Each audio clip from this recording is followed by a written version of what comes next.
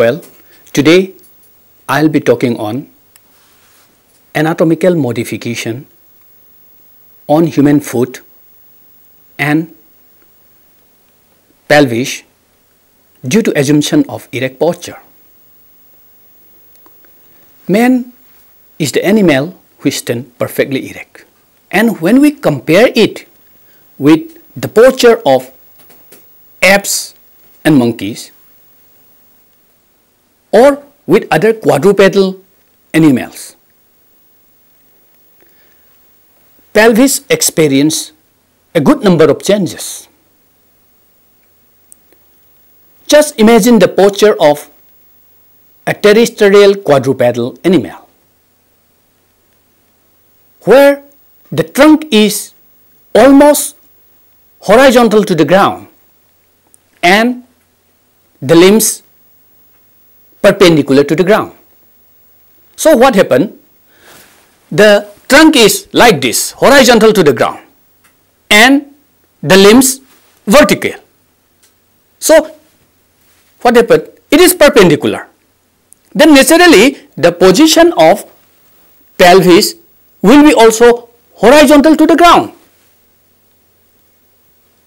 for those animals who are quadrupedal.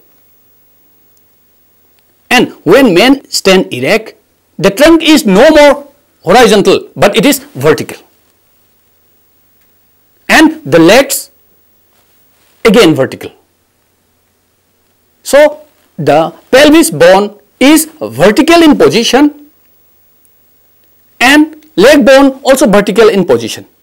So leg bone and pelvis, they are parallel to one another and vertical to the ground, no more horizontal.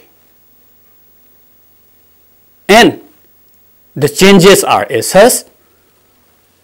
Among the quadrupedal animals, the pelvis is cylindrical in shape, and in case of man, it is no more cylindrical. It is rather flattened and shortened. So in short, we say it is lower and broad.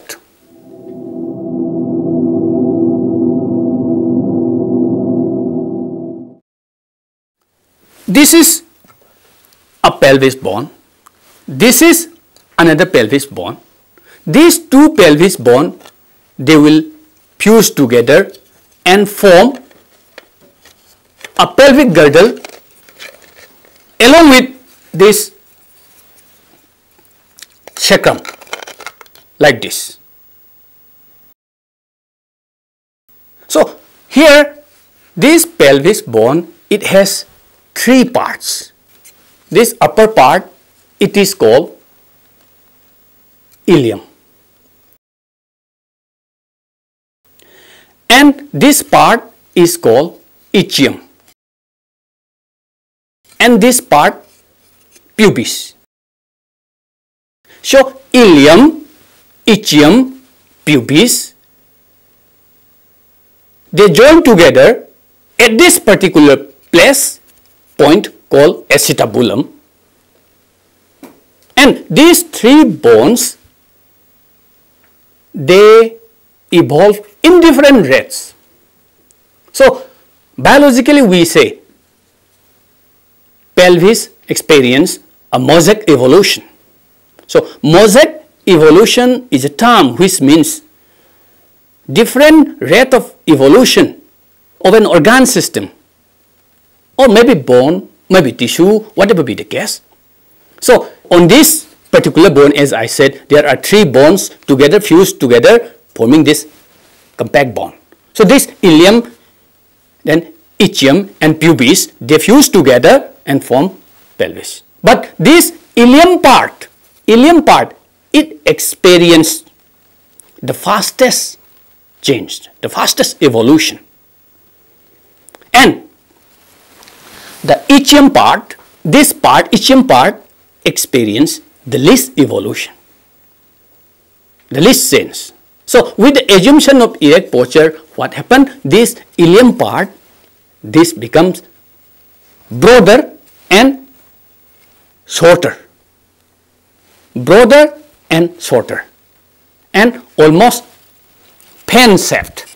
So, another change that we have noted in the pelvis due to assumption of erect posture is that this articular surface, this is called articular surface. We call it ilio from ilium and sacral from sacrum. So, ilium and sacrum articulate. So, we call it iliosacral articular surface. So, this iliosacral articular surface broadens. Why broadens? Because it needs to form a pelvic basin. So, why this pelvic basin is formed? Just to support the viscera, internal viscera of the body. Here, I told you, this is called acetabulum. So, this is a place. This is acetabulum is a place, articular surface, where the head of the femur, commonly called thigh bone, is to be hefted. And the weight supported by the pelvis is to be transmitted through this and through to your femur. So, this needs to be larger. So, it is comparatively larger and it is comparatively deeper. When it is not large and when it is not deep, there may be a chance of slipping out. There may be a chance of slipping out. So, in order to support and transmit the body weight, this is larger and broader. Then the sacrum, again the sacrum, it is having a concavity. So, this concavity again helps in making the basin broader and act almost as a bottom of the basin to support the internal viscera. So, these are some of the anatomical modifications that we have noted on the pelvis of man due to assumption of erect posture. And as such, pelvis experience rather a greater or larger number of chains as compared to vertebral column. But when compared to skull, skull experience larger amount of or larger number of changes due to assumption of erect posture.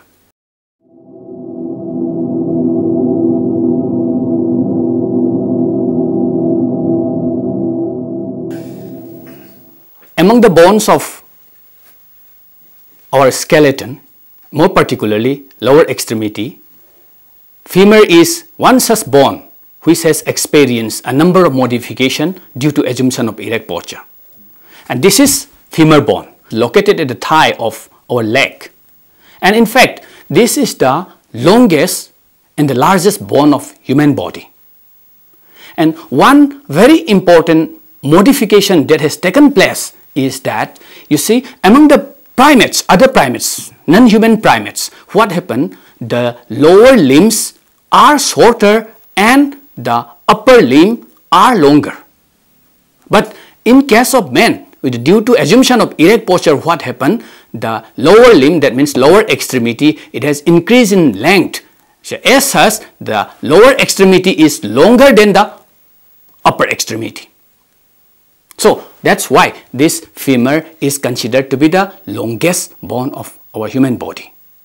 Well, some of the modification that we have noticed as a result of which human beings assume erect posture is that this condyle, the lower enlarged part of this long bone, this is condyle.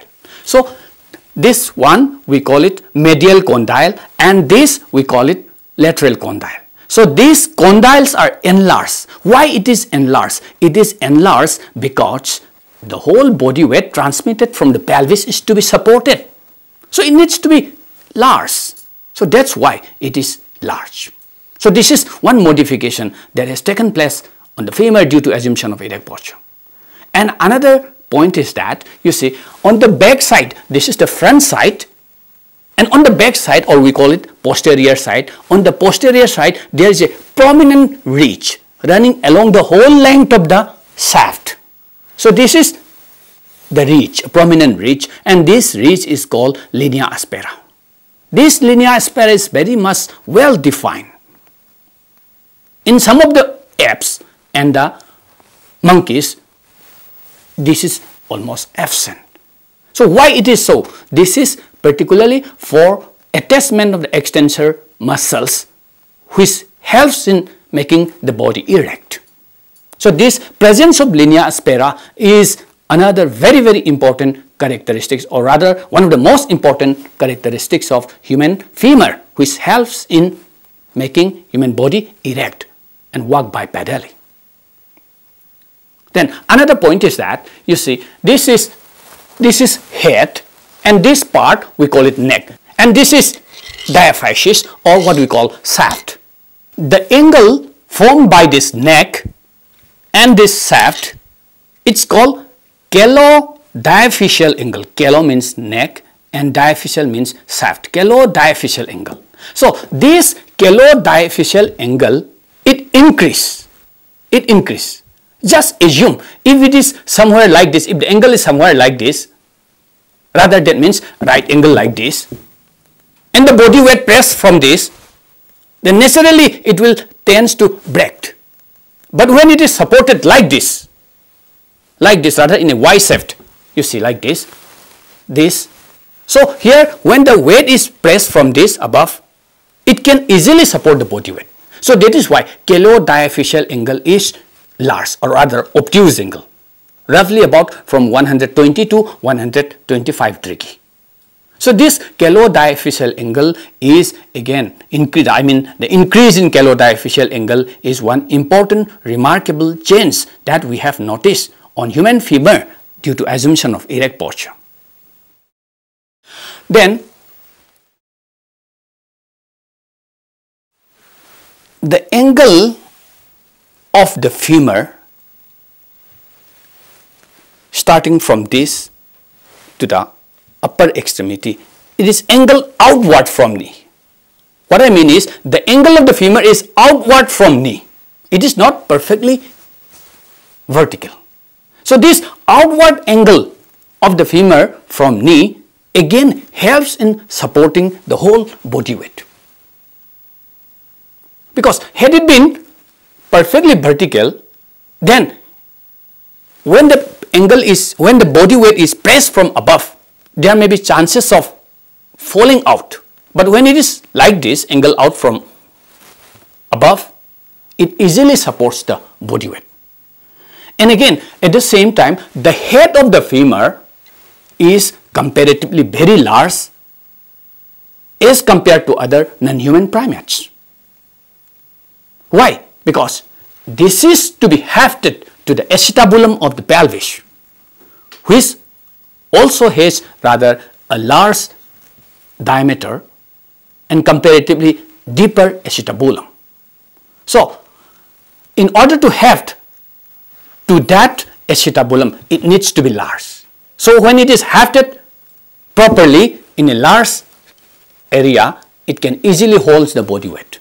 So, this is another modification that has taken place on the femur due to assumption of erect posture.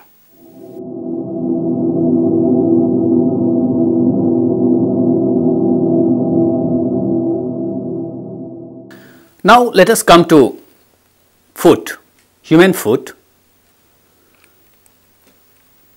Like pelvis, skull and vertebral column and other parts as well, human foot also underwent a number of changes due to assumption of erect posture. When we say foot, we mean the distalmost part of our hind limbs. So we should not confuse foot with leg. So foot is a part of leg. Now, the foot of man is no more a grasping organ. It is rather a locomotory organ. Among the apes and monkeys, the foot as well as the hands are grasping organ. But in case of man, the foot is no more a grasping organ, but it is an organ which is meant for locomotion, meant for walking. So that is why the foot experience a number of modification, a number of changes due to assumption of erect posture. Let us see some of the examples, some of those changes which have occurred due to assumption of erect posture. Now, you just compare your foot with your hand. This is a hand. This is palm. This is a hand. Here, the thumb easily spreads out. Easily spreads out. And it is opposable to other digits. Opposable means, you see, this is the under surface of your thumb.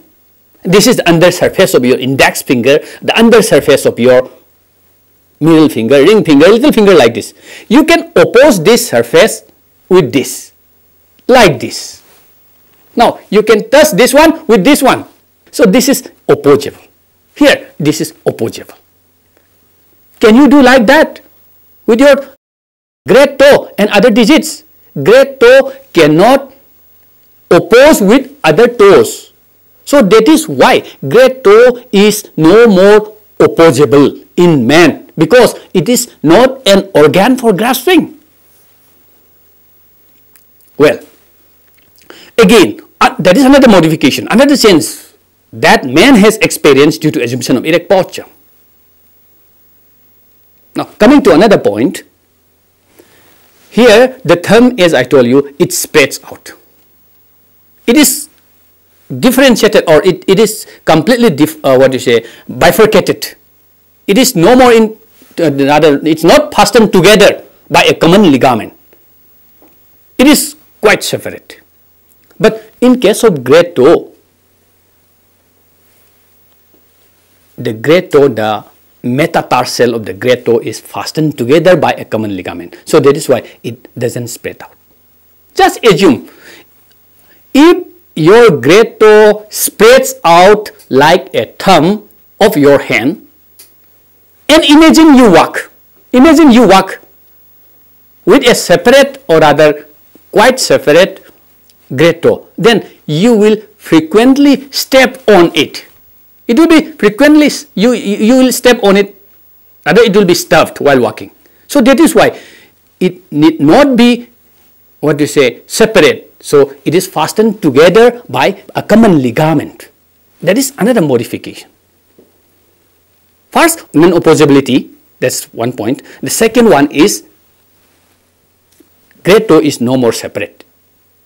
It is in a line with other toes. Here you see, this, it is like this is quite lower. Now, in case of foot, the great toe is comparatively longer and the other toes are comparatively shorter. As such, the toes are all in a line, unlike that of hand. So, among the primates, other primates, apes and the monkeys, their great toes are still separate. It is not bound together by a common ligament.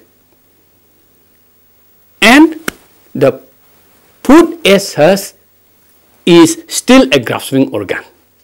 But for man, it is not a grasping organ. Well, you see, the whole body weight is ultimately to be supported by our foot. This is the skeleton of foot. So, the whole body weight is to be supported by foot, this foot. So, this foot experience another modification for supporting the body weight. You see, if you examine, if you see the under surface of your foot, we call it plantar surface. For hand, this we call it palmar surface. For foot, we call it plantar surface, the under surface. If you see the plantar surface, what happens? It is not perfectly plain. It is not perfectly plain. Somewhere in the middle, it is little bit bent. It forms a curvature. And that curvature is called arch of the foot. And that arch of the foot is, it is oriented in such a manner that it is longitudinal as well as horizontal. There is a horizontal like this. If you just assume it as a foot, there is a curvature here. Curvature goes like this as well as like this. So horizontal as well as longitudinal curvature. And that is arch of the foot. So that arch of the foot is present on the foot of man. But not a very well defined arch is present on the foot of other primates, say monkeys and apes. Then what is the function of this arch?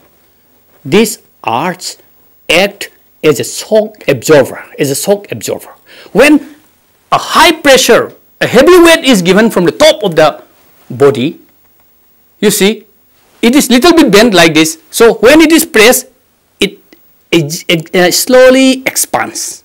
It slowly expands. So the weight is not felt by the foot. So that is why that arch is very important. So that transverse and longitudinal arch help as a shock absorber. Then this is the skeleton of foot. This is called talus. This is calcaneum heel bone. These are tarsal bones.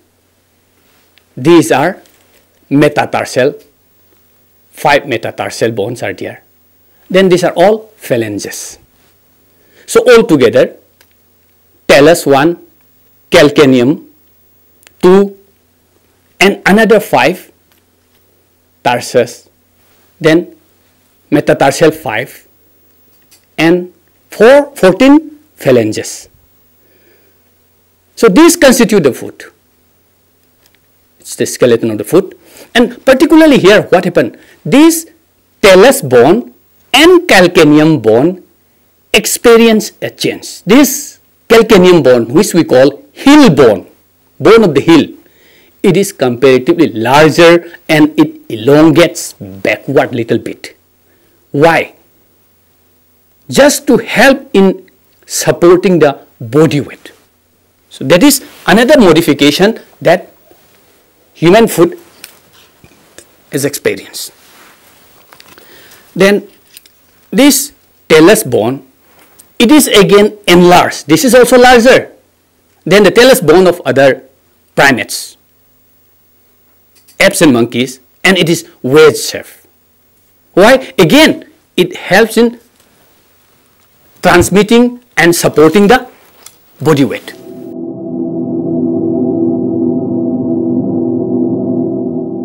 So these are some of the anatomical changes, or what you call anatomical modification, that we have observed on the foot of man due to assumption of erect posture.